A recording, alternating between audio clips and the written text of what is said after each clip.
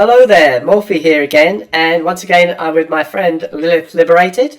And if you're Hello. not a subscriber to Lilith, make sure that you go and like and subscribe, and also to Veritas Voices, where she appears quite often. We're going to do a bit of a take on what they do there. We're going to look at some tweets, but not all of them are stupid tweets from believers, so we've got a few different ones to look at today. How have you been, Lilith? The stupid is unrestrained by faith or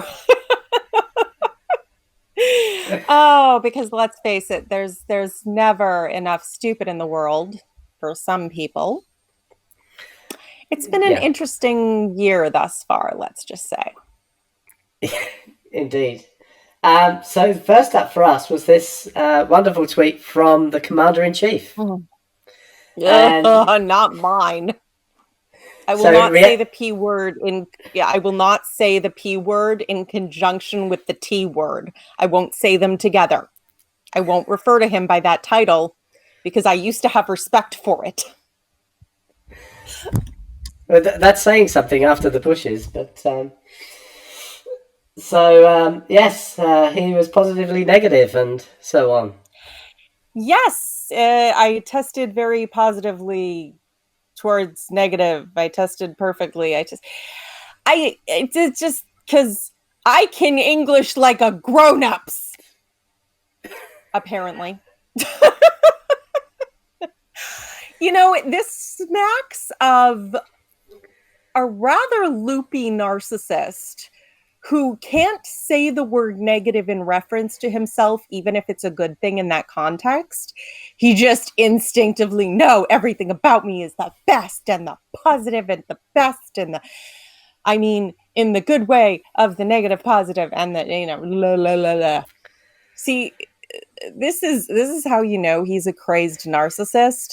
He has never, ever, no matter how stupid a thing he says, he never goes back and corrects it. Like Kavive.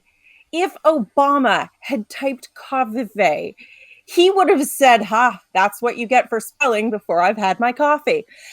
Then it would have been over and everyone would have gone around their business. But no, I meant something and they knew the thing that it's a secret.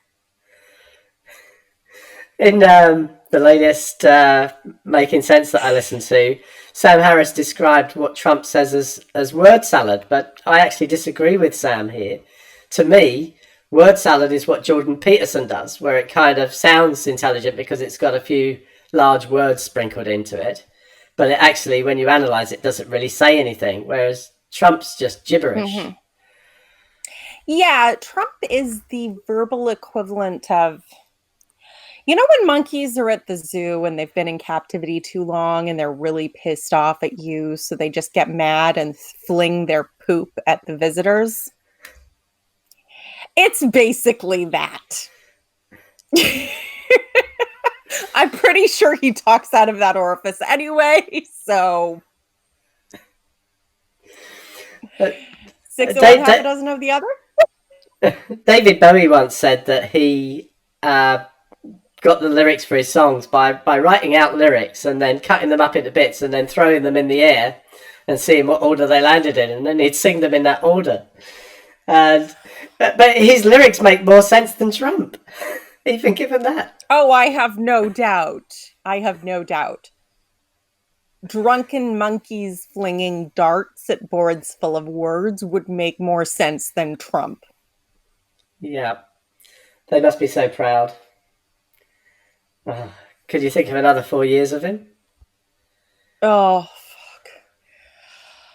fuck. In that case, we're going to have to start getting the Underground Railroad to get sane people out of the United States, because it's going to turn into Gilead, and that's super freaking insane. And I have a couple people I need to get out of there. Yeah. It's we were joking before we started recording about the size of Canada and how you didn't know... how you didn't know everybody that lived there, but I'm not sure it's going to be big enough for all the people that want out of the States. Well, we have enough land. It's just that we tend to reside closer to the southern border because, closer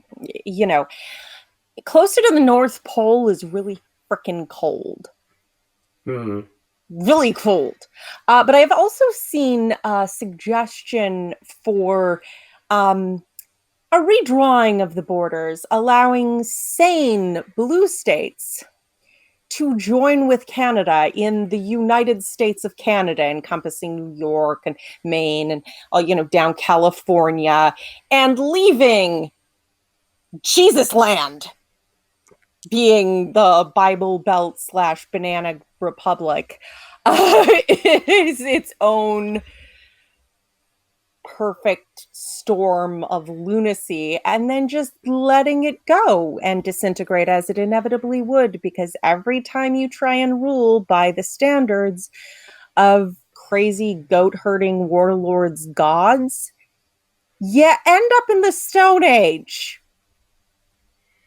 Absolutely. Afghanistan, people. Sam Harris calls it Trumpistan. Trumpistan. Oh, God. Yep. Anyway. Oh, they're scary. Moving on from Trump, something that I saw you commented on yesterday. Karen goes to jail.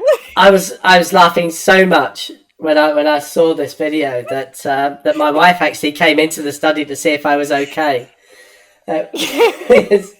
Karen goes to jail. And I laughed. It's it's a Karen in the derogatory use of the name, turns an $80 ticket into a felony charge. And I actually got it from Robert Reed first and was following the trail back to the video, and it was like, oh my goodness. And people were still like, he didn't have to do that. Every single step he said, comply with this, no, comply with this, no. She kept escalating. Like, what do you expect? If she'd been a black man, she would have been dead. That's another wonderful thing about the States. They pretend they're not racist anymore. They're not very good at it. The thing is with this woman, like you say, it was an $80 ticket and she wouldn't take it. And she actually, she was fighting with the guy. And even after he tased her the first time, she was still trying to kick him. You know what? You're under arrest. No, I'm not. He's the fucking cop. You're under arrest. You don't get to make that call. By all means, get a lawyer and bitch about it when you've been processed. But you don't just get to drive off when you heard you're under arrest. Like, oh God, I'm sorry. Women like that are terrible people, and I am so satisfied. It was so satisfying watching her get tased. Not quite as satisfying as watching Pastor Anderson of the NIFB get tased and scream like a little girl. I haven't seen this. Up there. Oh, well, you see, he drives around near the southern border, and there are not exactly at the border, but there are border patrol agents sort of perusing around in the general area. And he went through one of these checkpoints and refused to comply with anything because he's a self-entitled sovereign citizen. He'd been trying this for a while. And then, of course, that didn't work. And he got his ass tased. And he videotaped the whole time with his camera because I am so blah, blah, blah, blah. And they literally get out of the car. We're going to knock your window in. Get out of the car. Fine. Tase. And it's just amazing. And he screams. And then they get the video camera footage. And it's on his channel, too. They get the camera footage from the security cam outside. And they play this pathos music of violins. Oh, the pathos. As he's being dragged out of the car. And I'm like, you were kicking and screaming for this every step of the way so you could play the victim. Don't expect me to feel sorry for you, you entitled genocide advocate. He's also a genocide advocate, so not sorry. No, he's not the nicest chap that's ever lived, is he, really? I must look this up, actually. I've got to watch that one. Because, you will enjoy it so much. Bring popcorn. Yeah, see an arsehole get tased. Great. Well, it's we have so few things to give us joy in times like these. every once in a while, if even by accident, justice comes around, and it's so nice. Absolutely. I'm not even going to feel guilty about enjoying it either. You don't look guilty at all. No. No. Nope. Nope. No guilt here. Okay, so moving on. We've come across this one here. I totally agree. Masks off for Jesus. Without God, with God. Ah, Wow. yes. With God, everyone can see you smile, which you should do because they're not going to see you again for a while. Oh my God. This is, I mean, it's so infuriating because they don't just risk their own health, they're infecting everybody and shedding virus everywhere. But I have to say, I've said this before, coronavirus is a minute to minute. We can watch in real time that God doesn't work and evolution does, because viruses evolve. And it's already doing that. It started affecting children in ways it hadn't before. It's become better at spreading itself.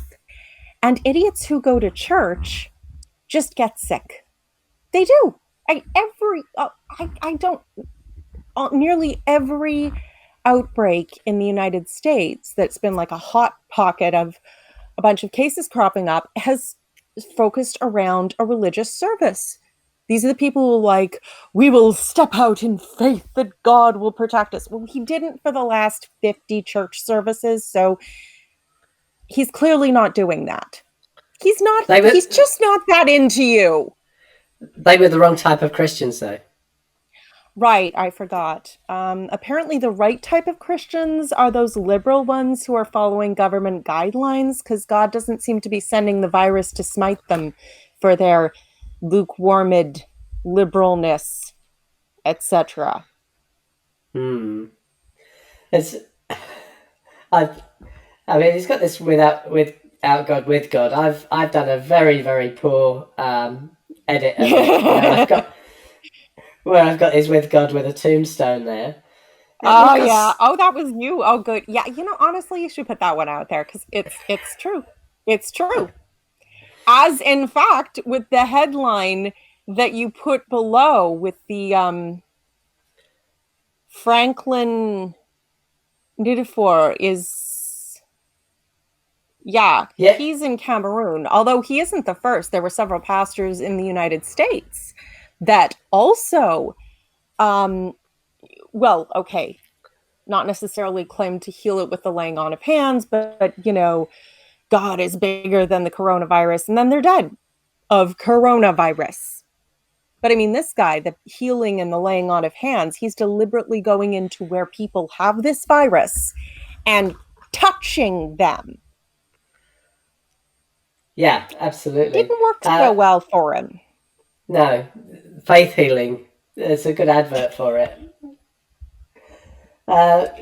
It just beggars belief, doesn't it? It just beggars belief. He thinks he can, lay his hands on people and cure them of a virus. How do people actually get to this state where they can't accept facts? They believe the Bible. It's actually that simple. In the Bible, it says that these signs will accompany those who believe. And if you're looking at the one in Mark that has the handling of snakes and the poison and all of that, we know that was a later edition, but your King James Version only people will not accept that. They will claim that that's a lie because evil, God-hating, liberal somethings, I don't know. They have their own special conspiracy theory world for that. But even if you took that out of the equation, in the early church, they were commanded that they should pray, have the elders anoint the sick person with oil and pray for him, and he will be cured. The entire book of Acts, which is and I keep having to remind people, the fictional version of how the Christian church started, is full of people being healed because I command. And this is the thing.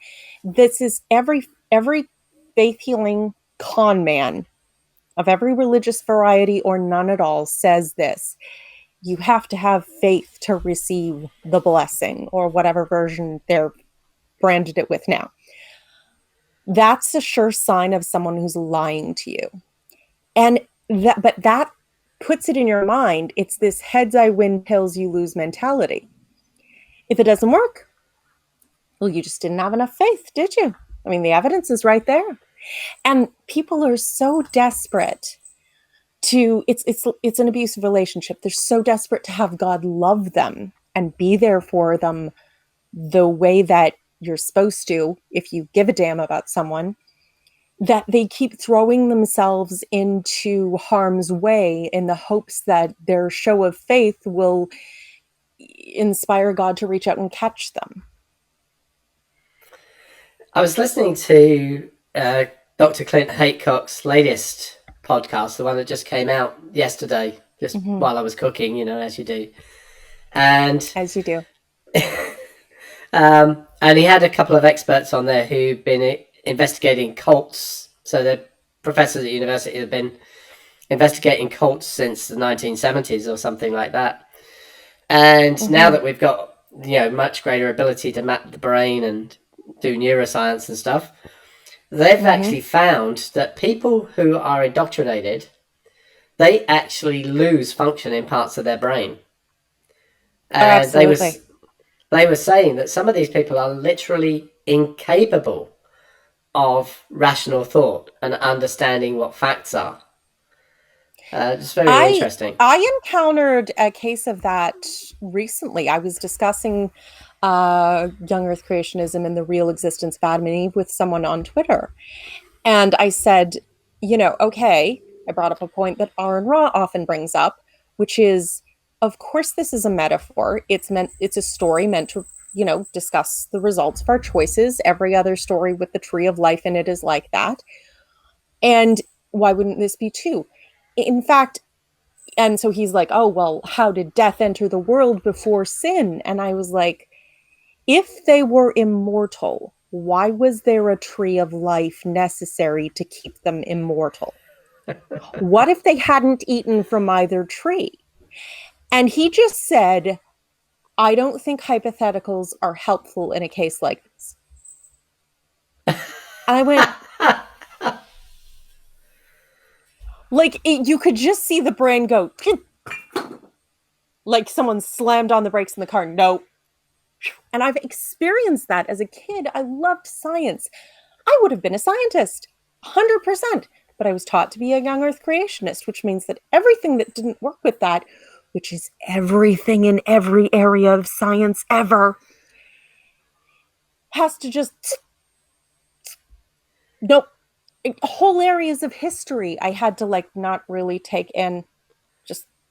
And there's so many mental exercises. Actually, you want to know the most fucked up part? Listen to Christian kids' songs. The ones that they sing and they do the actions to. Be careful, little eyes, what you see. Be careful, little eyes, what you see. For the Father up above, he is looking down with love. So be careful, little eyes, what you see. Be careful, little mind, what you think. Be careful, little mind, what you think. For the Father up above, he is looking down with love. So be careful, little mind, what you think.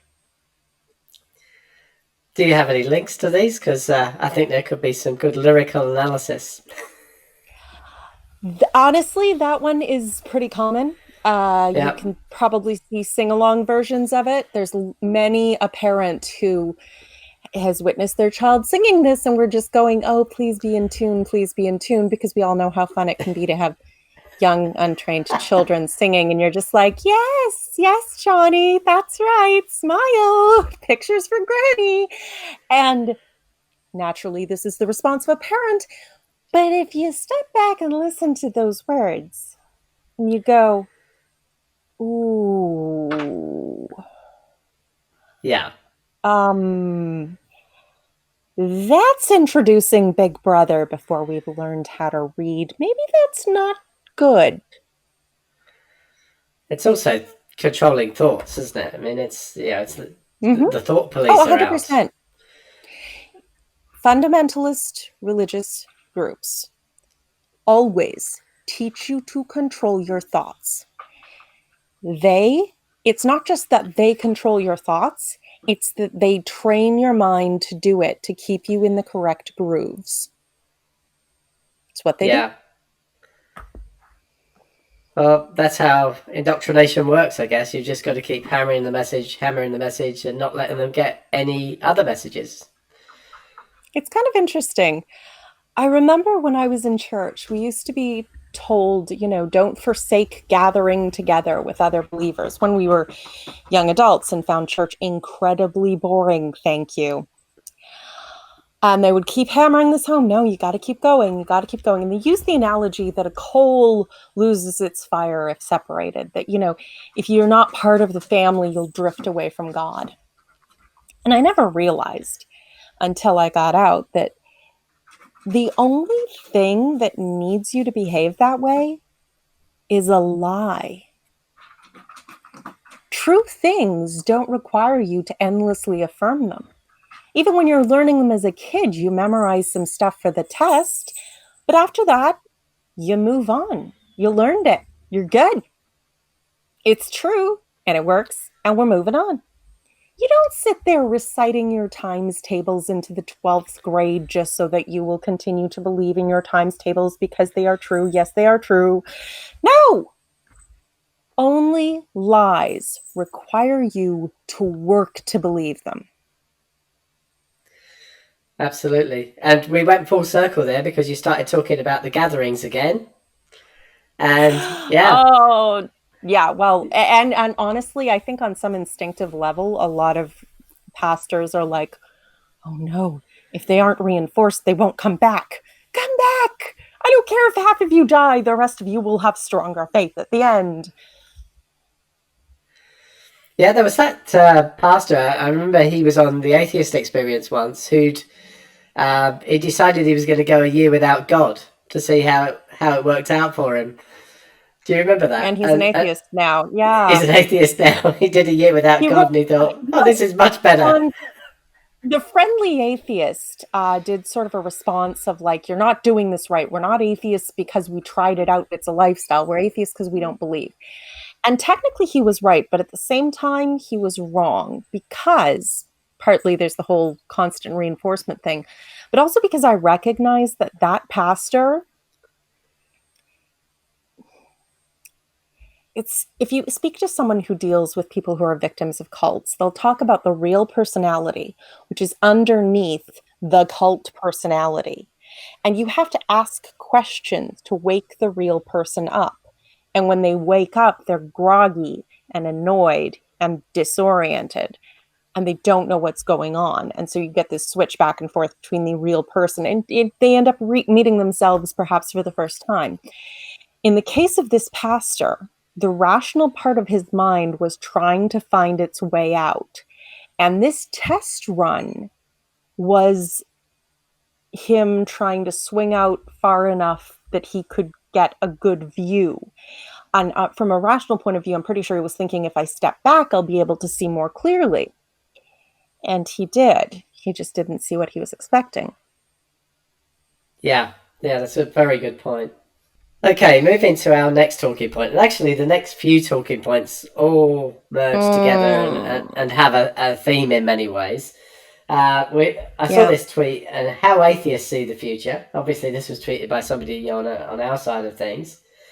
And how Christians see it. So I'm not sure it's quite accurate, because we know that atheism is just a one proposition thing, in that we just don't accept the evidence for God. Maybe rationalists or humanists would have been a better term, because of course this denies flat earthers, which are mostly Christian, but still not all. And basically the future that science has the capacity to bring to us, and the future that faith desires, which is boom goes the dynamite. These people want the apocalypse. They're looking forward to it because it's like we were talking about the Karen. The Karen is always right in her own mind. No matter what happens, no matter what she says, you'll see that I'm right. The apocalypse is the biggest, you'll see that I'm right ever. They want it with all their Karen hearts. Okay, so we're back after a brief interruption for Lilith's cat destroying the place. You know her. She's a woman. She will have her way. I come into a room where the cats aren't to do this recording, otherwise they'd be up and across the keyboard knocking the microphone off. And well, she's good actually. The few times she popped up behind me is the only time she's come on camera during a recording ever. Of course, the best you are obviously special. The bestest proof of flat Earth that I ever saw was somebody saying that it can't be flat because otherwise cats would have pushed everything off the edge by now. I know they would have. I mean, come on. They would have totally pushed everything off the edge. Yeah. Anyway, back to this talking point. So, like you say, this is the future that science envisions. And of course, you know, most of the reason that we live much, much better lives than... So the average person, even a person who's on Social Security now, lives a better life in many ways than a king used to in 1600. And yeah, the ones when they had no dental care and their idea of medical care was bleeding you and if you were lucky. Leeches. And leeches, yeah. And no, I'm good. I'm good. Yeah, when we just came up with the idea to maybe not keep the corpses in the drinking water. Yeah. Absolutely. So, yeah, science has brought us many, I'm not going to say all, but I would think a vast majority of the benefits that we live with these days are from science. No, I think all the tangible benefits.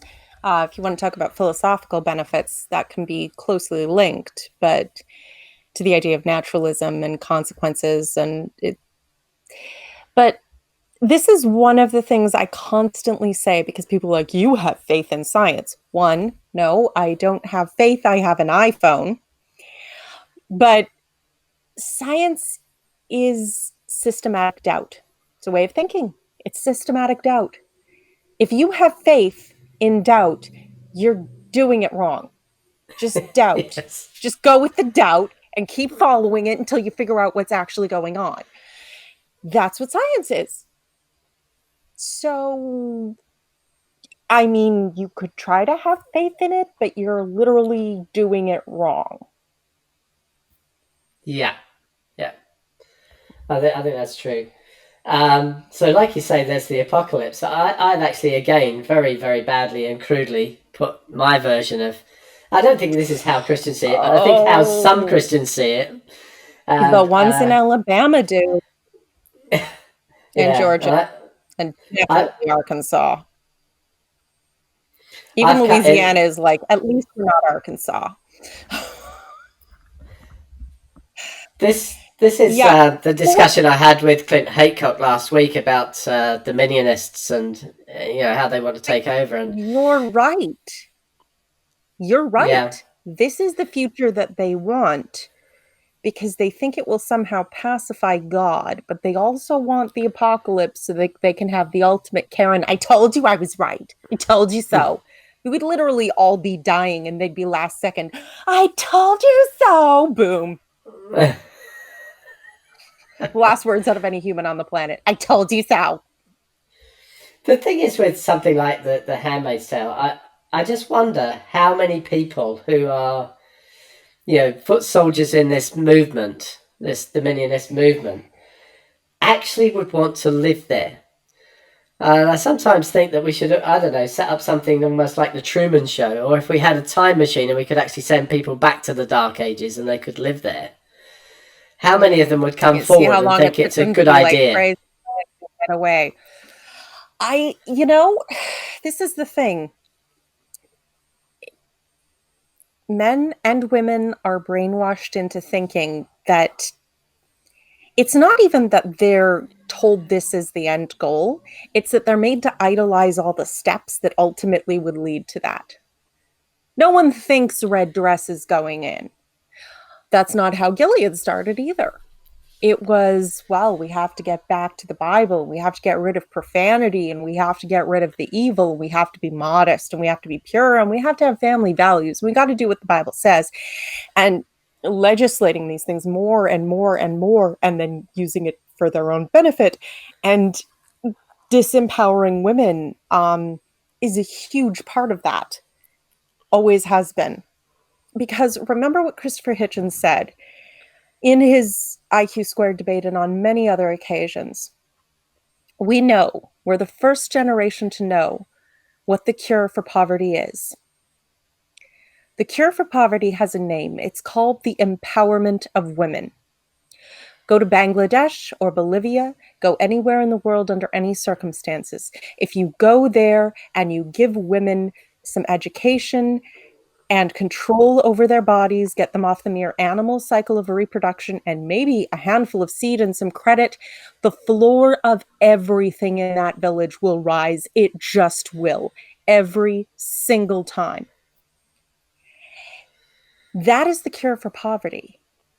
And against this one cure, religion has set its face from the very beginning.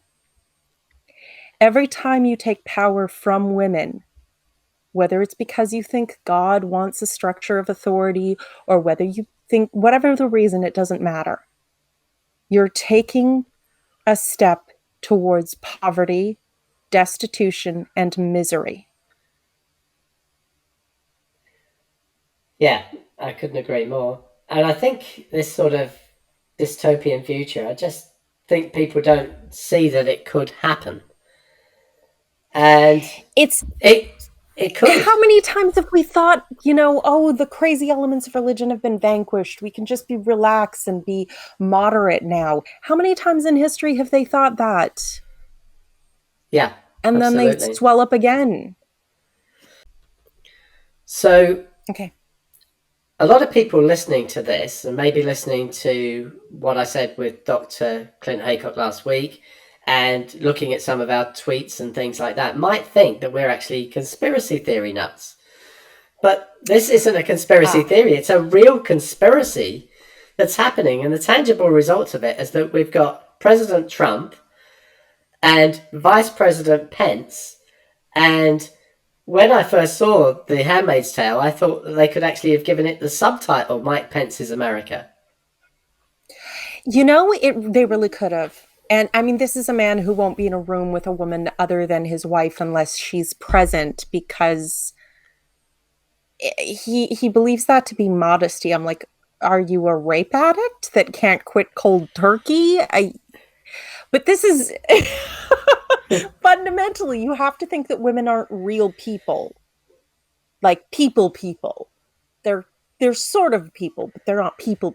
They're not real. To have this kind of attitude.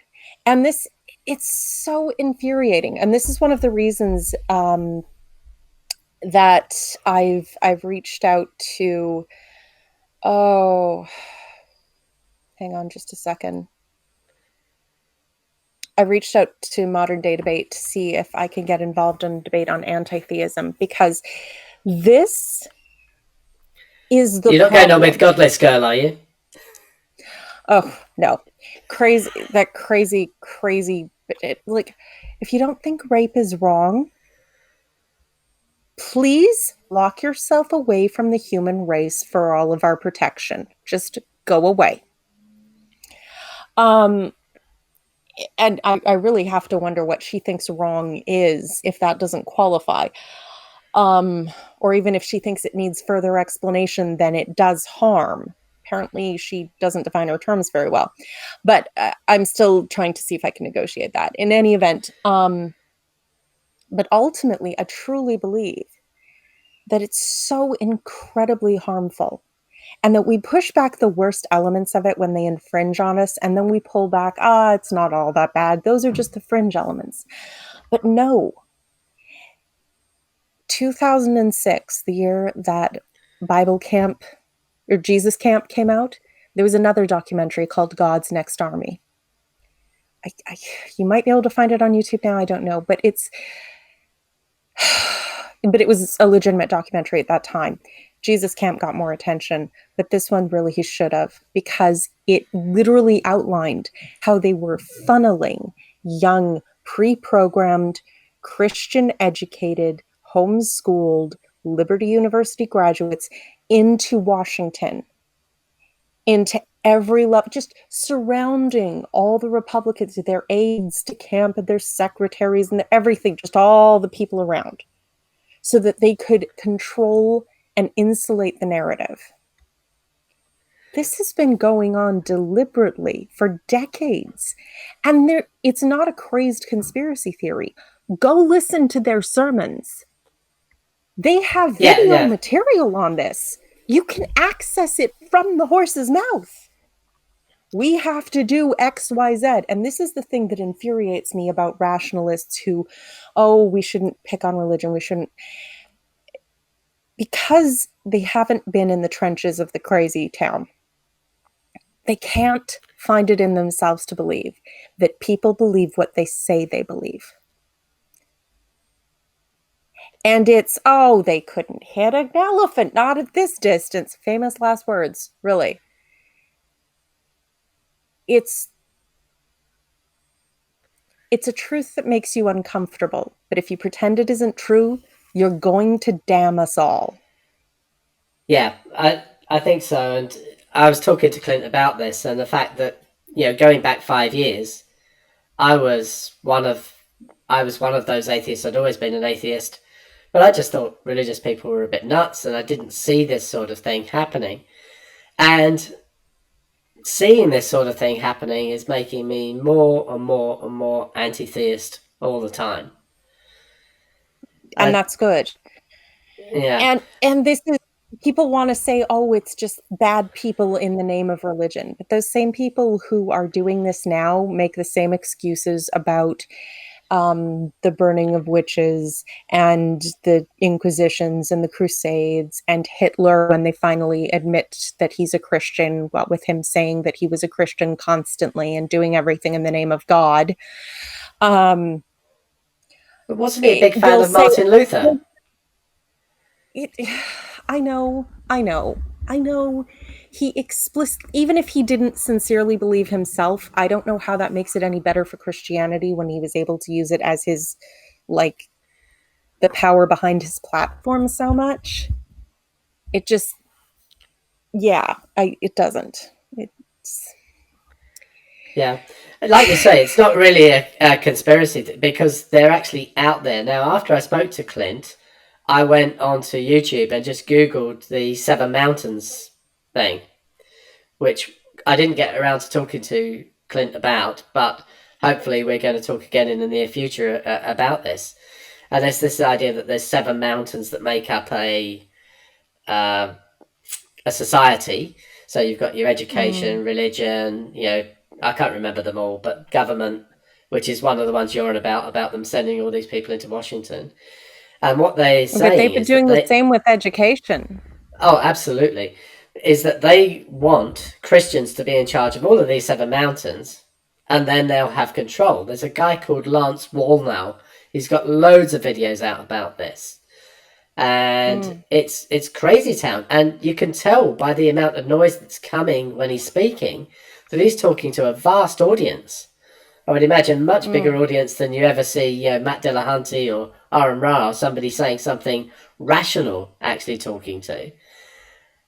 And it is just, as you say, crazy town. And it's not a conspiracy. They are really trying to do this. And it is a real conspiracy. It's not a kooky conspiracy theory. It's correct. And they're very explicit. They're very explicit. And this is not, this is not the secret tapes of the Illuminati reptoid hacker army that they don't want you to see. They sell this material. They send it to churches for free. They have promos online. They are literally saying every day, as loud as we can, we are trying to take over the world and turn it into a theocracy and take away any right or imagination that you have that stands in the way. Explicitly. all day, every day. Absolutely. That actually And brings us straight onto the next turning. Brings us straight onto the sorry, go ahead. next talking point. Yeah. So the next talking point, because I said they were all linked, these ones. And so there's a series of tweets here. Actually, that's one of my tweets here. It's all freedom of religion until they get control. Then there'll be no freedom. It'll be the Dark Ages, but with video surveillance and assault weapons. In other words, there'll be no other enlightenment because they will have control of everything. They'll have and they hate surveillance the Enlightenment. everywhere. They pretend now that Christians are responsible for the Enlightenment because the people at the crux couldn't be fully atheist because the church could still kill them. Which of course means that it was only their Christian convictions that made the Enlightenment possible.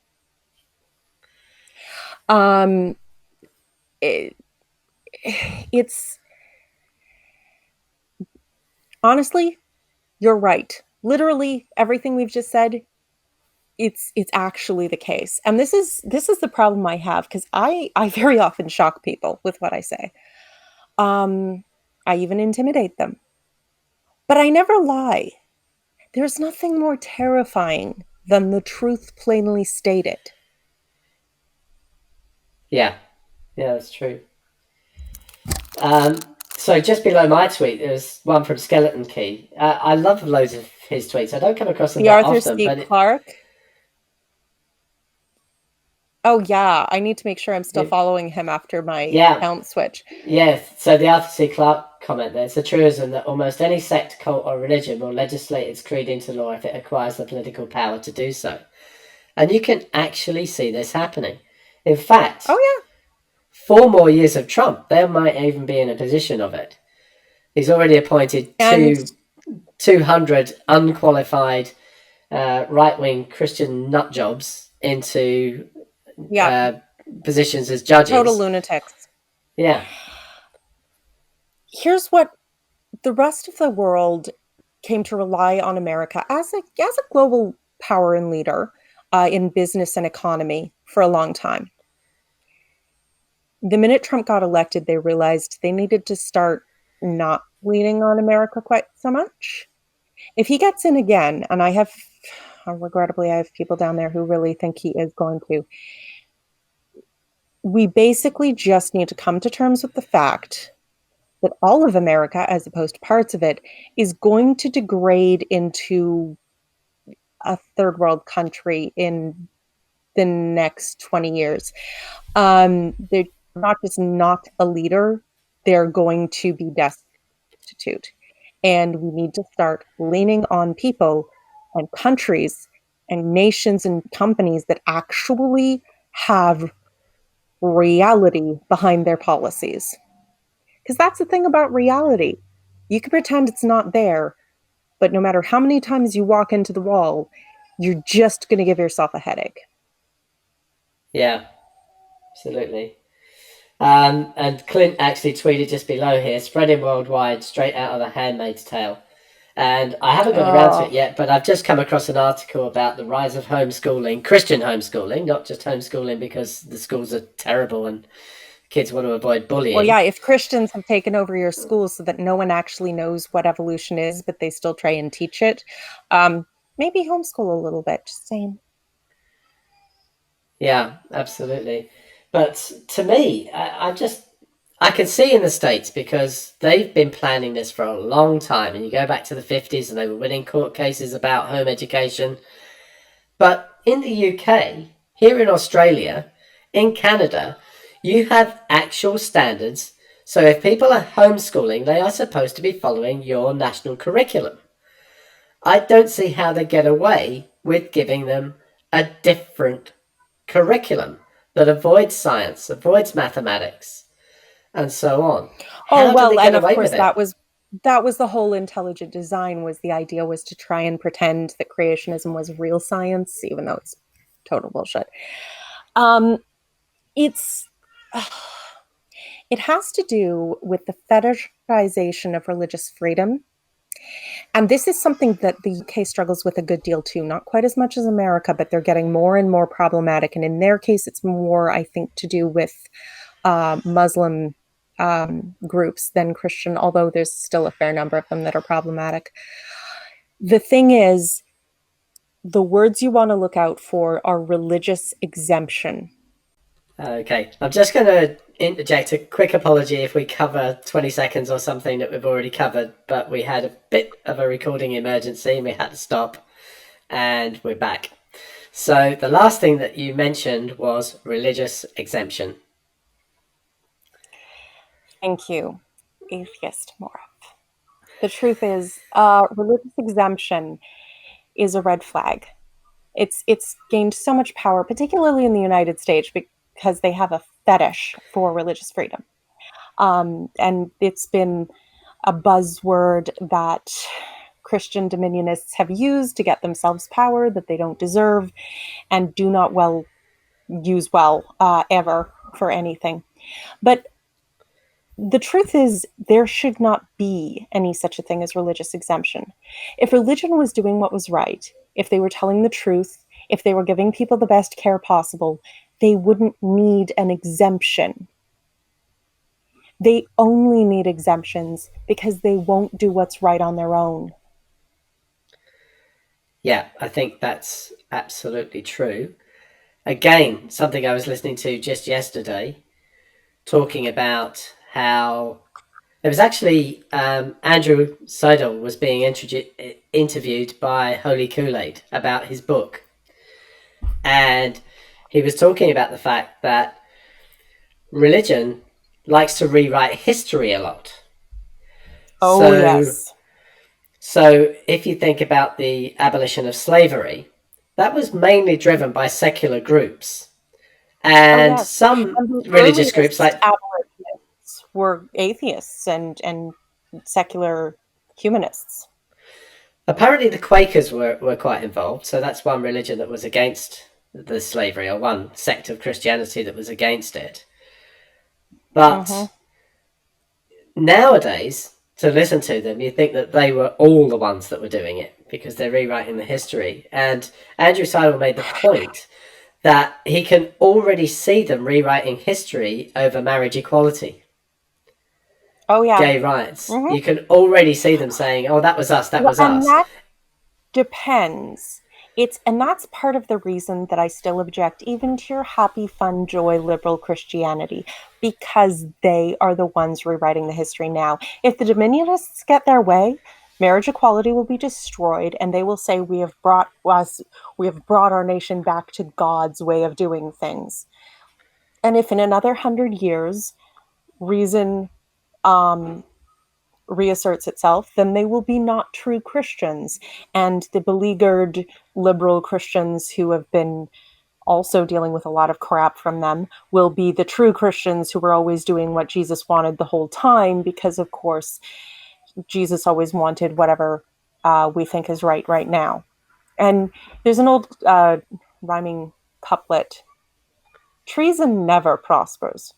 And what's the reason? Why, if it prospers, none dare call it treason.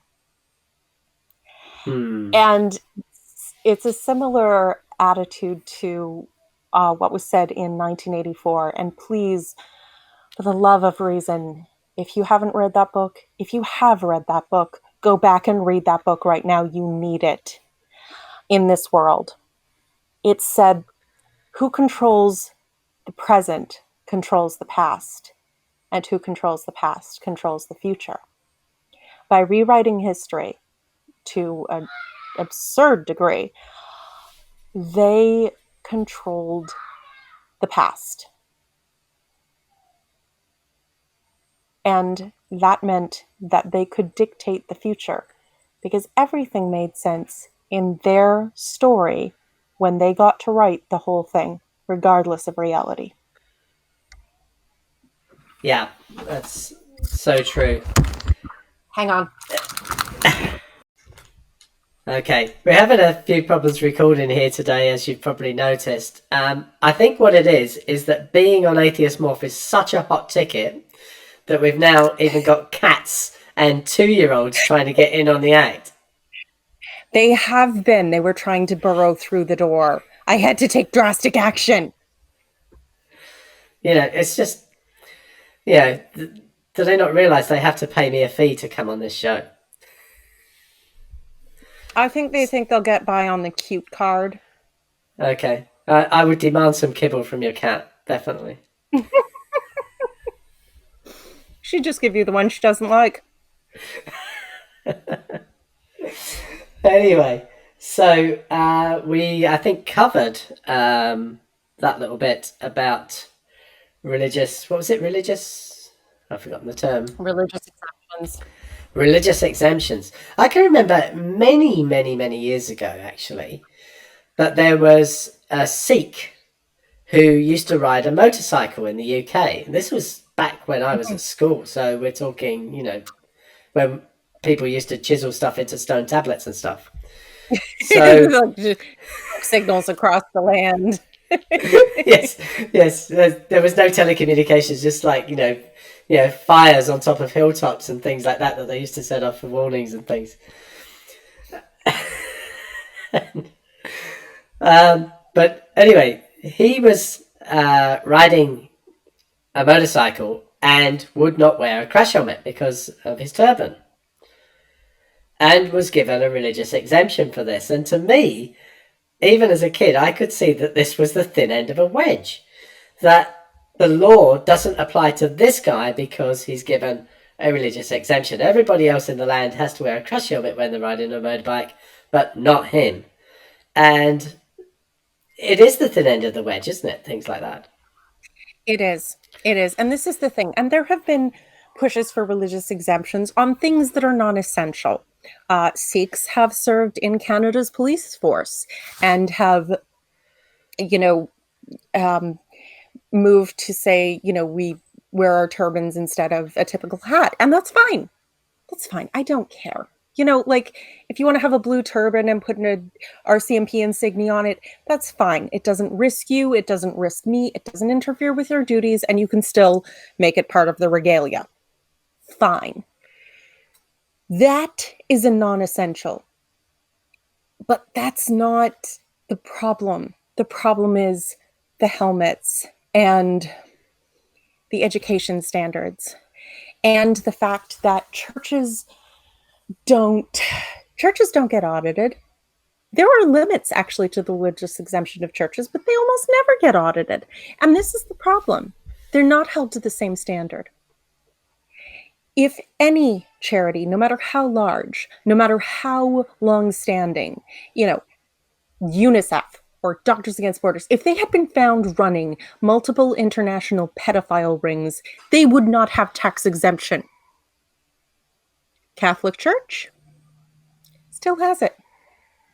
I don't care how much charity work you've done. If you're running pedophile rings across the world, you don't get special treatment. You're bad. There was something you mentioned a few weeks ago. I don't know whether it was on Veritas Voices or one of the other conversations that you had, that I think, if it's actually possible, was even worse than the paedophilia ring in the Catholic Church, which was the going to Africa and telling people that using condoms could actually increase the spread of AIDS. Yep. Something that they know to be completely untrue. This worries me a lot, that people who are in a position where they could be educating people go and instead tell them something that is blatantly untrue, and which they must know themselves is blatantly untrue. And they twist it around and they have their justifications to say that, it's not really the answer alone.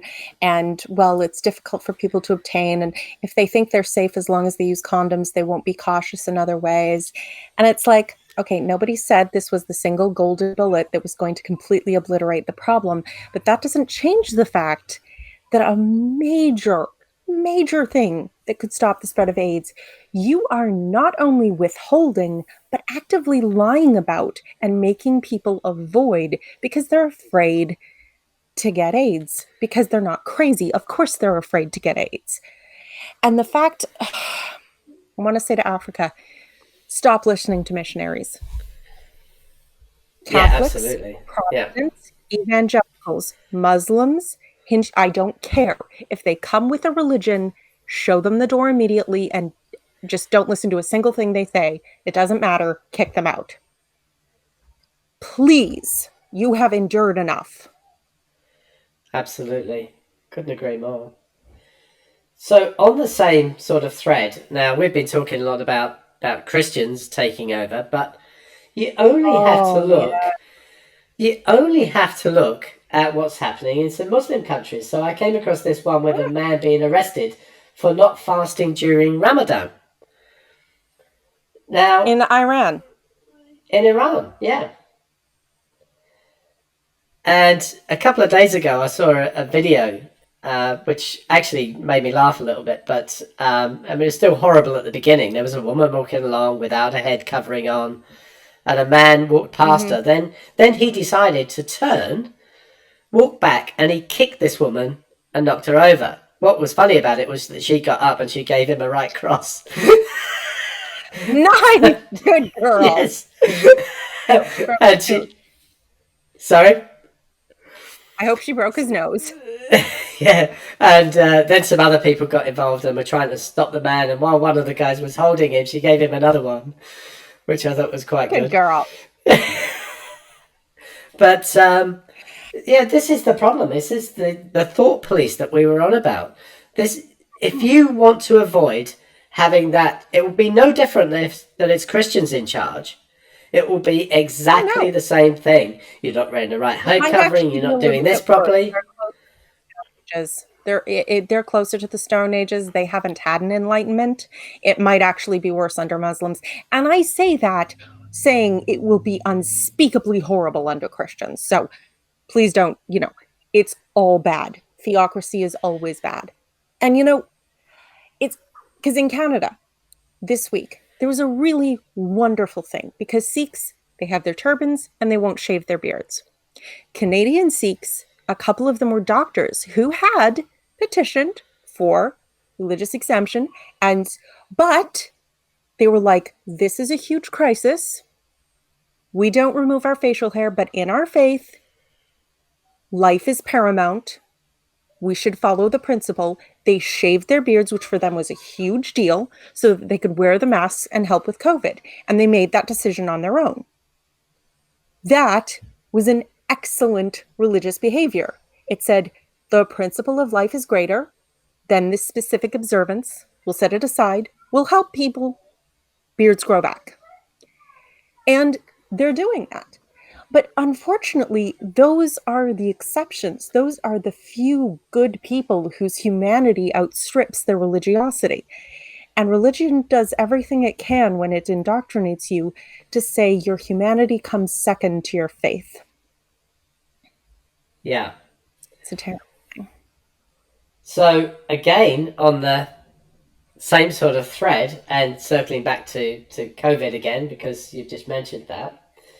Yeah. 63% of Americans haven't got a clue about their religion or COVID-19. So they don't actually know about their religion either. That's because very few of them have actually cracked open the Bible, isn't it? Oh, no, tons of... the evangelicals read it all the time.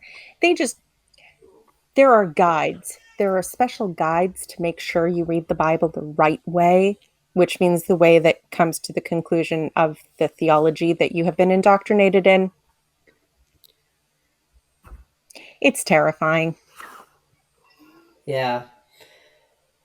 So, according to the poll, born-again Protestants were most likely to feel that the coronavirus was a sign from God, with 43% feeling and then ... because I didn't read the rest of it. But oh, you should have. I want to know if they think it's because of the gays. Well, I haven't got a cut here, but yes, that was one of the things mentioned in the article. I did go ahead and read some of the article. That was one of the things, but I wish that they would think about this. God is sending these very untargeted messages, like bushfires and like viruses and hurricanes, which, funnily enough, seem to happen in places where people get hurricanes during hurricane season. So, first of all, it's not targeted, it's not specific, there's no way of actually knowing it's from God. And what the hell is he sending them for? Because there's no actual message with it. And I wish that all these different religious people would actually get together and decide what it's all about. Why God is sending this specific thing, this specific plague, to this specific place. What's the reason? Heretics, so they couldn't possibly get together with them because they don't have the spirit. They have an evil spirit of Satan that leads us into deceit. That's the thing. Actually, it's really funny. You know Dark Matter 2525? Oh, absolutely, yeah. Of course. Well, he had a video on this where God, it had like Pat Robertson, the crone, the disembodied crone that is Pat Robertson going, this has come because of the gays, it was like a tornado. Anyway, God goes on vacation and leaves Jeffrey in charge. And he's like, don't mess this up. I send signs. He's like, okay, sure. You can't mess with it. Nope, not ever. So, pedophile randomly zapped by bolt of lightning. Tornado tears through district, hops homes, crashes through the meth labs. Like all of these very specific, God, the hurricane carves out GOP no on Republican or something like that, or, takes out and they're like, do you think this is a sign from God, Pat? I don't know. And then, of course, God comes back and gets mad at Jeffrey for actually doing something useful for once. And then comes back to just normal catastrophes that make no sense. And Pat's like, oh, yeah, the Lord is back. It's like...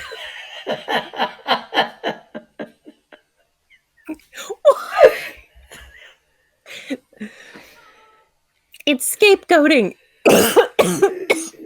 Absolutely. They just need someone to be evil so that they can feel special.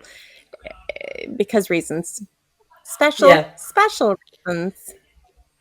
I mean, it couldn't just be that the hurricanes and things that we've been having more recently have got more energy in them. So we're having the worst ones we've ever had. They've got more energy in them because they come across the ocean, which is warmer than it used to be because of global warming, and therefore transfers more energy into the storm. That's just a liberal conspiracy to make us not rely on oil so much because they want to bankrupt the American economy because evil Satan, Illuminati, reptoid hacker army, shut up. And also godless because reasons. It makes sense to them. In their special religiously exempt minds. Yes.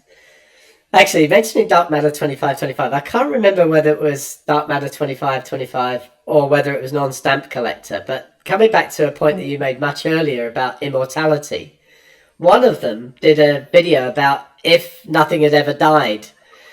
Yeah. Did you ever see that one? Do you remember which one it was?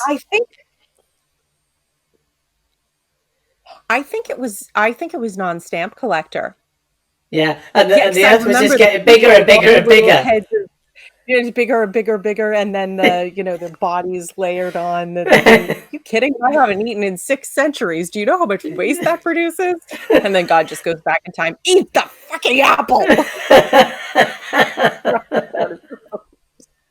It's a classic. It's so good. But I should look that up. Actually, they might have both done different ones on it.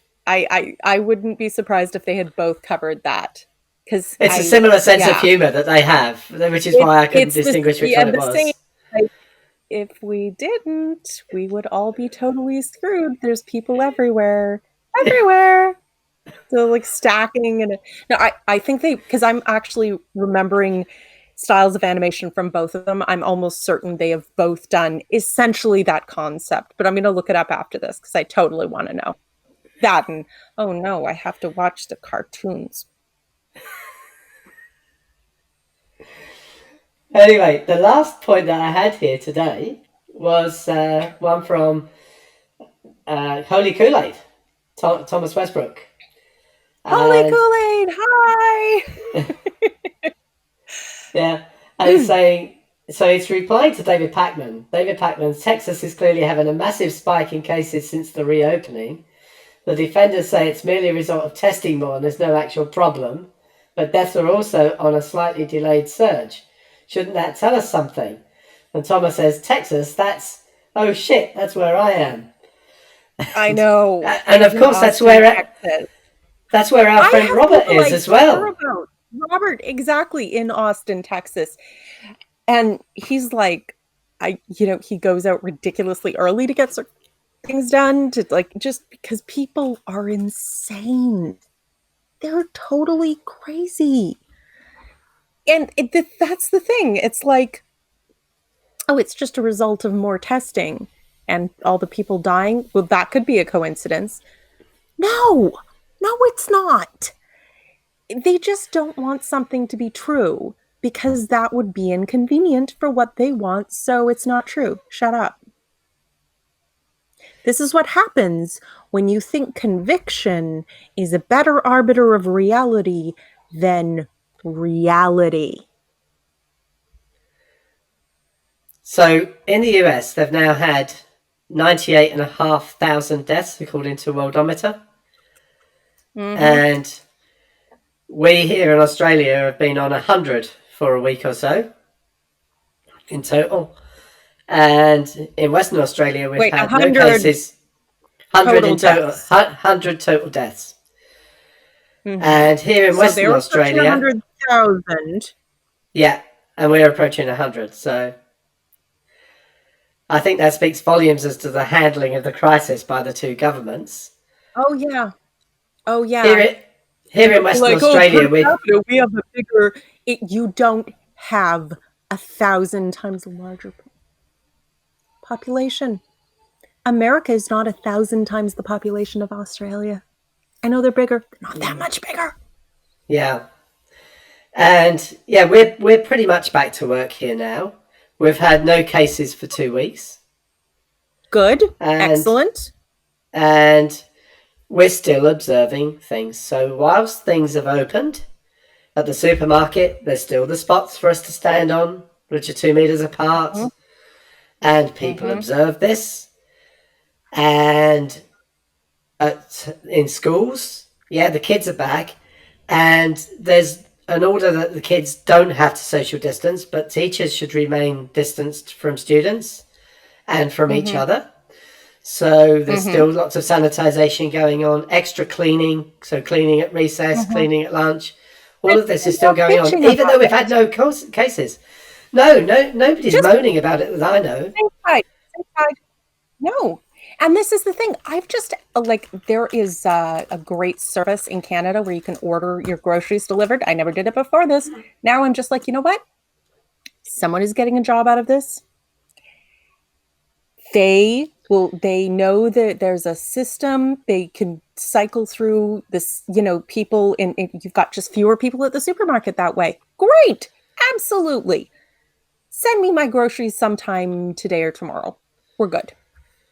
Just little ways that we can not make everything worse for each other. It's like there's something incredibly selfish about the American attitude, because maybe it's why it makes arguments like you atheists have no morality or no reason for morality make sense to them, because it never occurs to them that, you know what? We live here. Maybe making our environment not suck would be better for everyone, including us. Just a thought. Just a playful thought.